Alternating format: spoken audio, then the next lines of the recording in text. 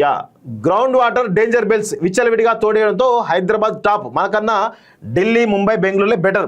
కేంద్ర జలశక్తి శాఖ dynamic ground water assessment రిపోర్ట్లో వెల్లడి. 32 ప్రాంతాల్లో తీవ్రంగా సమస్య, 15 ప్రాంతాలు ఓవర్ ఎక్స్ప్లాయిటేషన్ కేటగిరీలోనే, మరో 8 ప్రాంతాలు క్రిటికల్, 9 ప్రాంతాలు సెమీ క్రిటికల్ విభాగంలో. ఏటా నగరంలో 6,16,00,000 క్యూబిక్ మీటర్ల మేర గ్రౌండ్ వాటర్ తోడిస్తున్నటువంటి జనం. రాష్ట్రంలో 78 ప్రాంతాల్లో ఫ్లోరైడ్ సమస్యలు ఖమ్మం, నల్గొండలో ఎక్కువ. సో గ్రౌండ్ వాటర్కు ప్రధానమైనటువంటి కారణం ఏంటి అంటే, ఇప్పుడు మనము చెరువులను తోడేసినాం. మొత్తం హైదరాబాద్ మహానగరంలో కొన్ని వందల వేల చెరువులు ఉన్నాయి. మీరు కేసీఆర్ ప్రభుత్వంలో పెద్ద ఎత్తున చెరువు తోడేసారు. ఇప్పుడు చెరువులు లేకుండా మాయం చేసేసారు. అలా అపార్ట్మెంట్లు వచ్చేసినాయి, గేటెడ్ కమ్యూనిటీలు వచ్చేసినాయి, విల్లాలు వచ్చేసినాయి. ఇప్పుడు రేవంత్ ప్రభుత్వం వచ్చిన తర్వాత వాటికి కాపాడాల్సింది పోయి వాళ్ళు కూడా అదే పరిస్థితి కనబడుతుంది. హైడ్రా తీసుకొచ్చారు కానీ హైడ్రా ఏం చేసే పరిస్థితి లేదు. సో ఇప్పుడు గ్రౌండ్ వాటర్ తగ్గదు అంటే ఎందుకు కదూ? చెరువులు ఉంటేనేమో గ్రౌండ్ వాటర్కు కొంచెం అవకాశం ఉంటుంది. చెరువులు లేవు, పరిస్థితి ఏంది? గ్రౌండ్ వాటర్ ఎట్లా వస్తుంది? వర్షాలతోటి గ్రౌండ్ అంత వాటర్ వచ్చే అవకాశం ఉంటుందా? ఎక్కువ రోజు వచ్చే అవకాశం ఉంటుందా? ఇప్పుడు మీరు ఎక్కడని తీసుకోండి, మధురానగర్ పోండి, ఈ పక్కనే మధురానగర్ ఉంటుంది కదా, మధురానగర్ పోతే గ్రౌండ్ వాటర్ నిల్లు ఎండాకాలం వస్తుంటే భయమే. అలాగే నీళ్ళు ఉండవు, ఏముంటే ట్యాంకర్లతో తెచ్చి పోసుకోవాల్సిన పరిస్థితి ఏర్పడింది. ఇట్లా ఈ మహానగరంలో, హైదరాబాద్ మహానగరంలో మీరు ఎక్కడ తీసుకున్నా కానీ గ్రౌండ్ వాటర్ సమస్య వల్ల నీళ్లు రాకపోవడం అనేటువంటి సమస్యతోటి ఎండాకాలంలో విపరీతమైనటువంటి కరువు, కేవలం ట్యాంకర్లతోటి వచ్చేటువంటి నీళ్లతోటి మాత్రమే పబ్బం గడుపుకునే పరిస్థితి ఏర్పడ్డది. అసలు నీళ్లను వృధా చేసే పరిస్థితి అసలే ఉండదు. దయచేసి ప్రజలు కూడా ఎప్పటికప్పుడు నీళ్లను వృధా చేసేటువంటి ప్రయత్నం చేయకండి. ఎంతవరకు నీళ్లను వాడాలో అంతవరకు వాడేటువంటి ప్రయత్నం చేయండి. అదేవిధంగా చెరువులు ఎక్కడైతే ఉన్నాయో, నిన్న మనం చూసినాం, నిన్నటి నుంచి పెద్ద చర్చ నడుస్తుంది కోటి చెరువు, పవన్ కళ్యాణ్ది. సో చెరువులోనే ఆయన ఫామ్ హౌస్ కట్టేసిండు, చెరువులోనే మొత్తం మామిడితోటి పెట్టేసిండు. ఏముంటాయి గ్రౌండ్ వాటర్గా? మొత్తం ఆ చెరువుకు వచ్చేటువంటి ఇన్ఫ్లో కెనాల్స్ ఏవైతే ఉంటాయో, ఆ తూములు ఏవైతే ఉన్నాయో మొత్తం క్లోజ్ చేసి పడేసారు.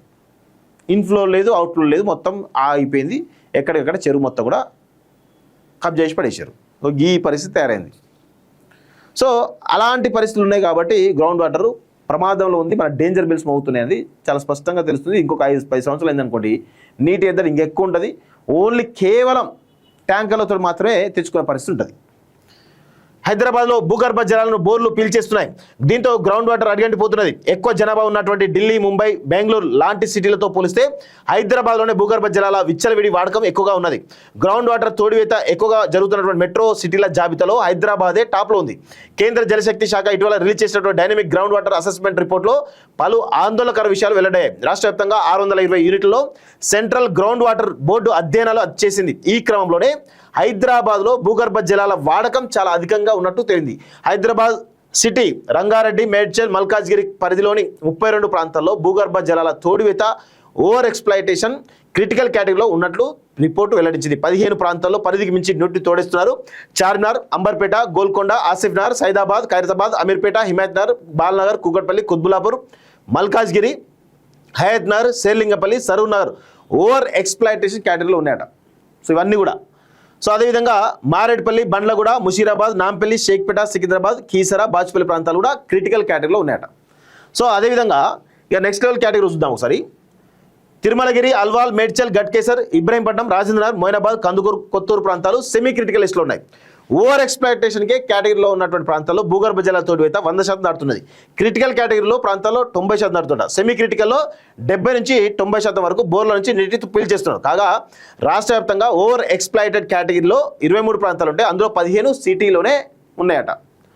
సో వీటితో పాటు నిజామాబాద్లో, ఆదిలాబాదు, చౌదరిగూడెం, పటాన్చెరు, ఆత్మకూరు, నారాయణపూరు, రఘునాథపాలెం, మునుగోడ్లు ఆ కేటగిరీలో ఉన్నాయట. క్రిటికల్ విభాగంలో 19 ప్రాంతాలు, సెమీ క్రిటికల్ కేటగిరీలో 105 ప్రాంతాలు ఉన్నాయట. సో మనకంటే అత్యధిక కలుషితమైనటువంటి ఢిల్లీ నగరమే బెటరు, మనకంటే అత్యంత కలుషితమైన ముంబై నగరం బెటరు అనేటువంటి పరిస్థితికి వచ్చింది ఈ రిపోర్ట్లో. ఇప్పటికైనా కానీ ప్రభుత్వాలు స్పందించి దీనికి రెమెడీస్ ఆలోచిస్తే బాగుంటుంది. పాలకులు ఎప్పుడు కూడా ఇట్లాంటివి ఆలోచించాలి. సరే, డెవలప్మెంట్ యాక్టివిటీస్, అభివృద్ధి, సంక్షేమ పథకాలు ఉంటాయి, కానీ భవిష్యత్ తరాలు ఏ విధంగా ఉండాలో డిసైడ్ చేయాల్సింది ఇప్పుడున్నటువంటి పాలకుల యొక్క పాలన ఉంటుంది. అది డిసైడ్ అయితేనే, ఇలాంటి వాటిపైన దృష్టి సారిస్తేనే భవిష్యత్తు ప్రమాదంలో ఉండదు, భవిష్యత్ తరాలు కూడా బాగుపడే అవకాశం ఉంటుంది. కానీ అట్లా చేస్తారా ఈ పాలకులు? అంటే ఇప్పటికిప్పుడే ఈ 5 సంవత్సరాలు ఏం చేయాలి, ఎట్లా దూసుకోవాలి, ప్రజలు ఎట్లా మభ్య పెట్టాలి, ఇవే చేస్తూ ఉంటారు తప్ప ఒక లాంగ్ టర్మ్ విజన్ అనేది ఉండదు. ఎవరికైతే దూరదృష్టి ఉంటుందో, లాంగ్ టర్మ్ విజన్ ఉంటుందో వాడే చరిత్రలో ఒక మంచి నాయకుడిగా ప్రజలు కీర్తిస్తారు. సో వేధిస్తున్నట్టు ఫ్లోరైడ్ సమస్య కూడా అదే పరిస్థితి. గ్రౌండ్ వాటర్ పోయిందంటే ఆటోమేటిక్గా ఫ్లోరైడ్ సమస్య దానంతటదే పెరిగిపోతూ ఉంటుంది. ఇది పరిస్థితి.